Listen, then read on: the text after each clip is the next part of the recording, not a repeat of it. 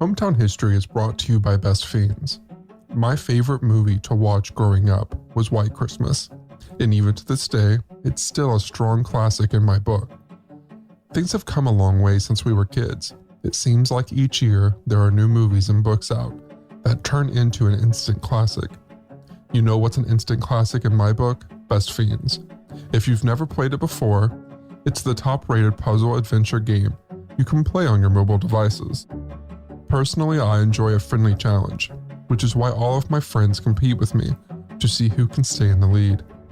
When you connect the game to your social media, you can see where all your friends are, including your family. It's super fun to play too, so I tend to play in my downtime. With Best Fiends, the fun never ends, and no exaggeration, there are over 5,000 puzzle levels and counting. So if you were worried you'd get to level 3,247 and run out of fun, well, don't be. They always have updates, with more levels and events, so the game is always adding fun new challenges. Download Best Fiends free today on the Apple App Store or Google Play. That's Friends, without the R, Best Fiends.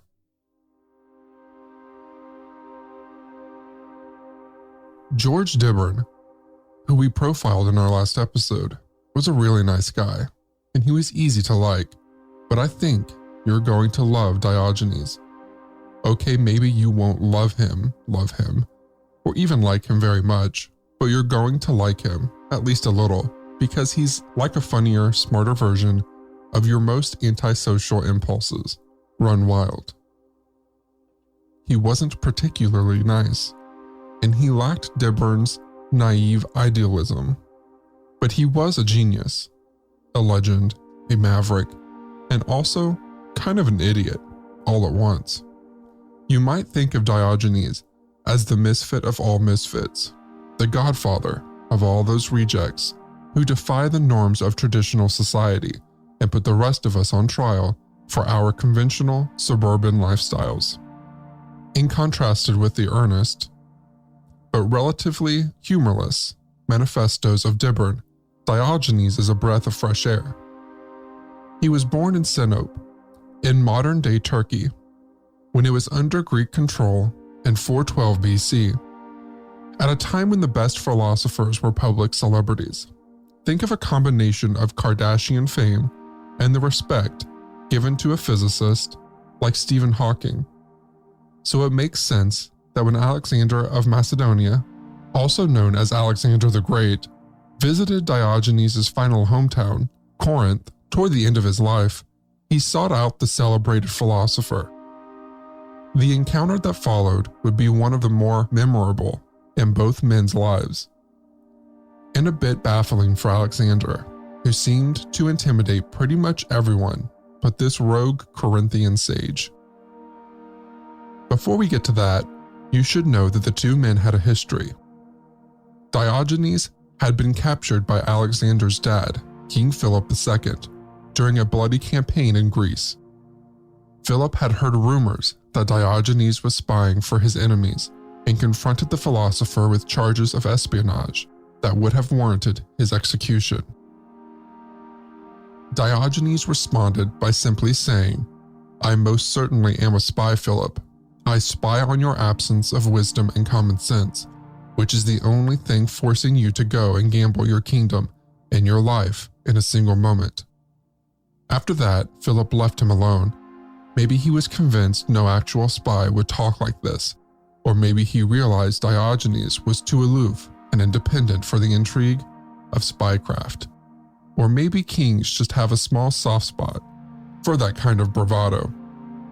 In any event, Diogenes was off the hook, and his next encounter with the Arged would be with Philip's son, the legendary conqueror of worlds, Alexander the Great.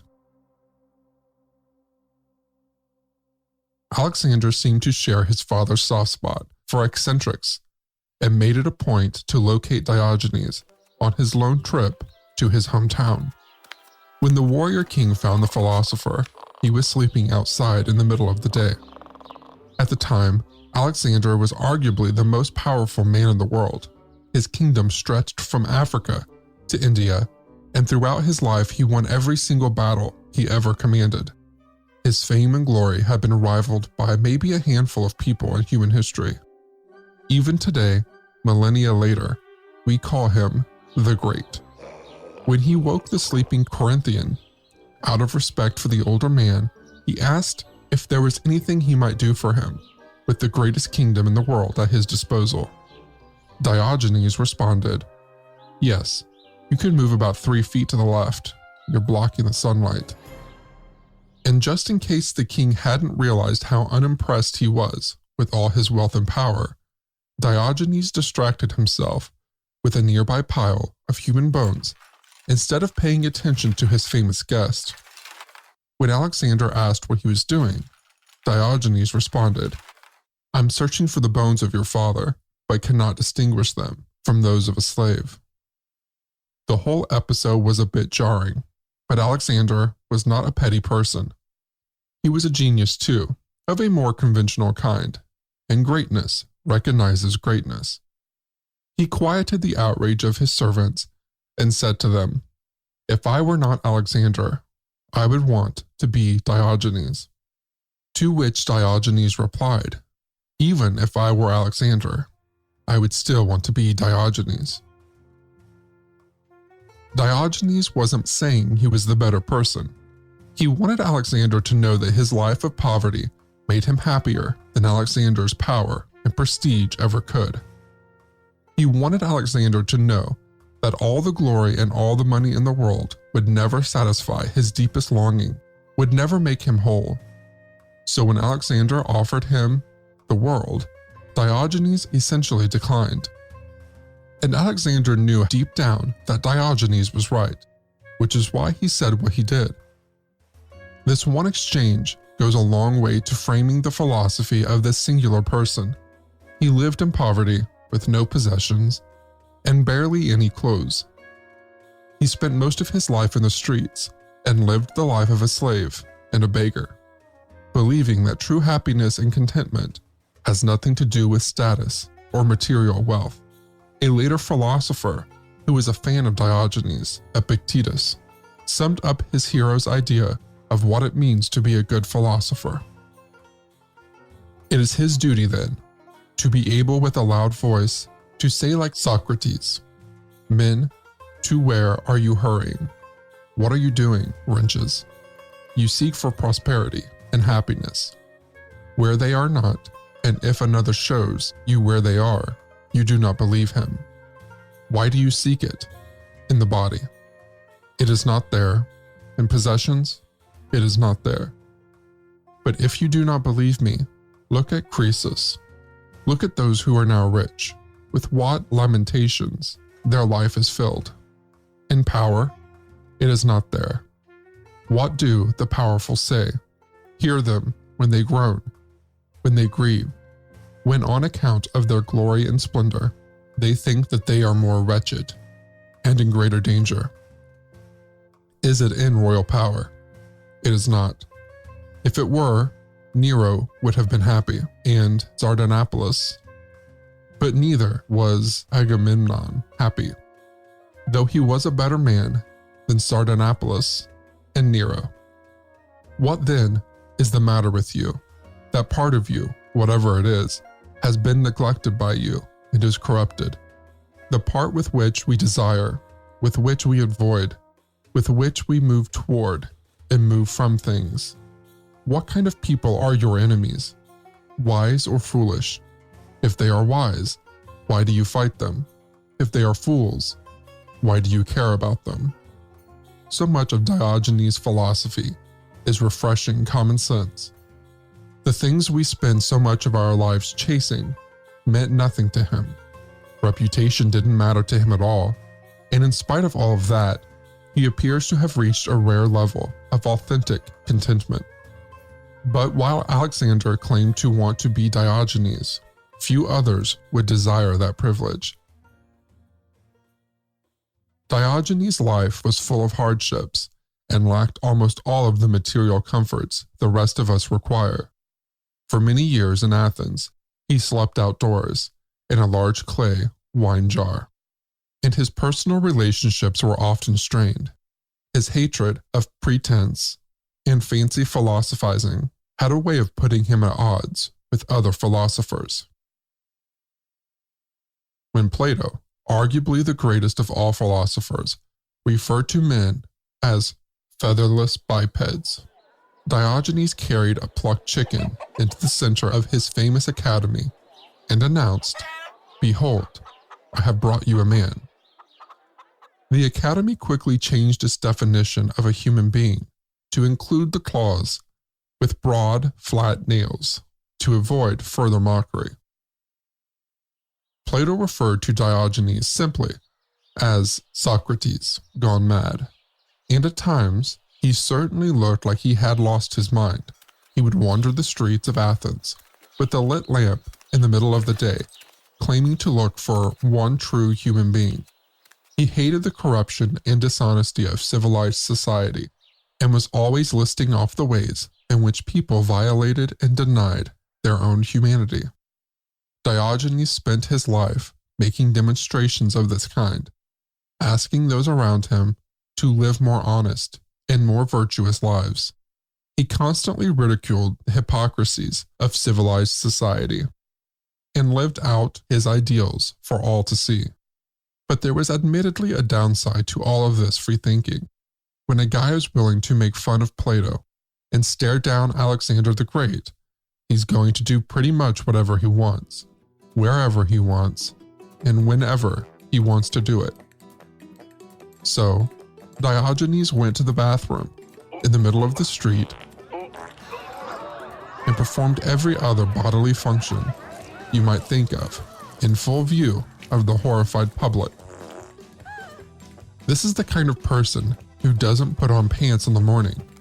He walks to the corner store in his underwear, the same way you might walk to your fridge in the middle of the night, strolling out into traffic, scratching his belly, and yawning unself-consciously, as you might do in the comfort of your own home.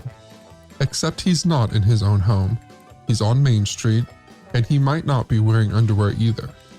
Because why bother? Diogenes was also known to urinate on people that ridiculed him, and to defecate, literally wherever he happened to be standing when the need arose. If he was in the theater or the marketplace, he simply squatted where he stood, sometimes while continuing a profoundly philosophical conversation. If this image brings to your mind the comparison of a dog, you've just guessed Diogenes' nickname, Diogenes, the dog. And Diogenes actually liked this ludicrous moniker. He happily claimed his doggish behavior, saying, "I fawn on those who give me anything. I yelp at those who refuse, and I set my teeth in rascals." In fact, Diogenes' school of philosophy, which he helped found, was known as Cynicism, which is rooted in the Greek for dog-like. According to another ancient philosopher, there are 4 reasons why the Cynics are so named.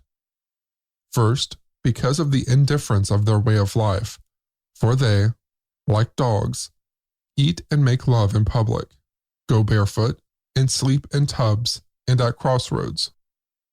The second reason is that the dog is a shameless animal, and they make a cult of shamelessness, not as being beneath modesty, but as superior to it.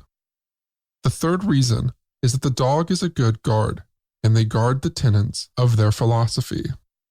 The fourth reason is that the dog is a discriminating animal, which can distinguish between its friends and enemies. So do they recognize as friends those who are suited to philosophy and receive them kindly, while those unfitted they drive away, like dogs, by barking at them. I don't know of any record of Diogenes literally barking at people, but I wouldn't put it past him. Even 2,500 years later, he gives off kind of a zany Jim Carrey vibe that makes you think he'd enjoy that a little too much.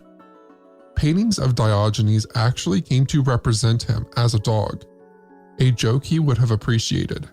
One painting in particular, called Alexander and Diogenes by Edwin Landseer in 1848, in which both men are represented by dogs, would later become the inspiration behind the animated Walt Disney tearjerker, The Lady and the Tramp.